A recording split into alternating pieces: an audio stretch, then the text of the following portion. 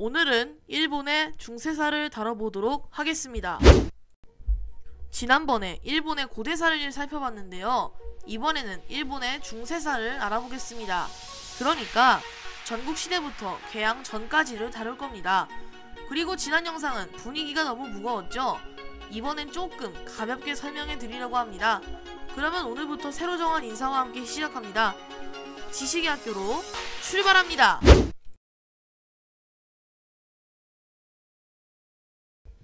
이제 여러분이 알만한 시대가 나왔습니다. 바로 전국시대죠.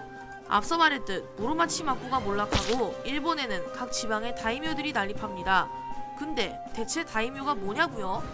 다이묘는 헤이안 시대 말기에서 중세에 걸쳐 많은 영지를 가진 봉건 영주를 뜻한답니다. 즉, 각 지방의 영주라는 뜻이에요. 이제 본격적인 이야기를 시작해 보겠습니다.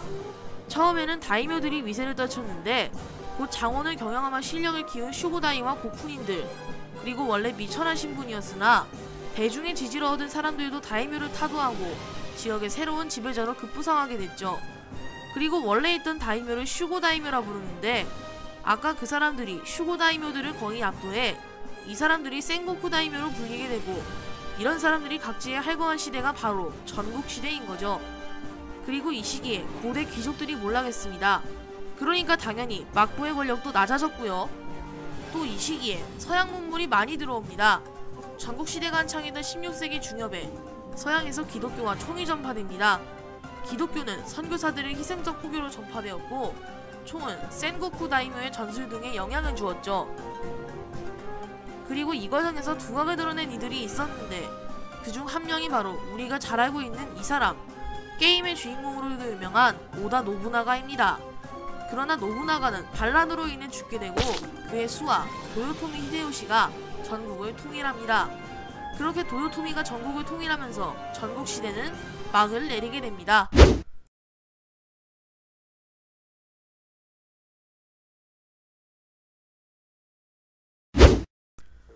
1590년 일본 연도를 통일한 도요토미는 반대파 다이묘의 불만을 억제하고 명나라와 인도를 지배하겠다는 야망을 실현하기 위해 1592년 명나라 침공을 목적으로 조선을 침공했는데 이것이 바로 임진왜란입니다.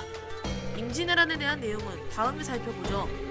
결국 도요토미 히데요시가 사망하면서 임진왜란은 끝나게 됩니다. 그리고 임진왜란 이후 일본에서는 도요토미 히데요시 정권의 핵심 세력이었던 이시다 미스나리와 가토 기요마사가 대립하고 있었습니다. 이들은 각각 서군과 동군으로 갈라져 다투기 시작했죠. 결국 이 싸움은 도쿠가와 이에야스가 이끄는 동군이 승리했습니다. 이후 도쿠가와는 서군에 가담한 다이묘들을 처형하고 통일국가를 재건하여 마침내 1603년 쇼군직에 올라 에도 막부를 개창하게 됩니다.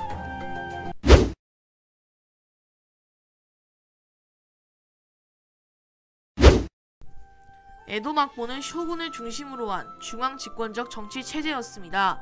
그리고 이쯤에 기독교 전파 금지를 구실로 쇄국 정책을 진행하기 시작했습니다. 후에는 유교적 교화도 이용하면서 전국 지배도 강화를 했습니다. 이런 태평한 분위기의 지속은 교통과 상공업의 발전, 시정인의 대두, 화폐경제의 성립, 다수의 도시 출현 등을 촉진시켰고 에도와 오사카를 중심으로 겐로쿠 문화를 번성시켰습니다. 이후 3대 쇼군 도쿠가와 이에미스는 충신들에게 유교 사상을 철저히 연구할 것을 지시했고, 한편으로는 대일본사와 같은 역사서를 편찬하는 등 문치를 지향했습니다. 이렇게 5대 쇼군 도쿠가와 이에스나데에는 에도 막부는 최고의 전성기를 맞이하게 됩니다. 그러나 그 전성기는 짧았죠. 견고했던 막부 체제는 모순을 드러내기 시작합니다. 후엔 화폐의 질과 주조량을 변화시켜가면서 재정을 보충하고자 했고 농민들에게 과중한 세금을 부과하기도 했으나 역부족이었습니다. 이후 개혁도 단행하고 재정회복도 꾀했지만 실각되게 됩니다. 그리고 시간이 지나 1853년 한 미국인이 찾아옵니다. 자, 오늘 영상 어떻게 보셨을까요? 이번엔 일본의 중세 역사에 대해 알아봤습니다. 다음번엔 근현대사에 대해 다룰 것 같은데 솔직히 좀 고난일 것으로 예상됩니다. 다뤄야 할 주제도 많고 제국주의 시절 얘기도 있기 때문에 만들기 꽤나 어려운 영상일 것으로 생각합니다. 그래도 잘 만들어 볼게요.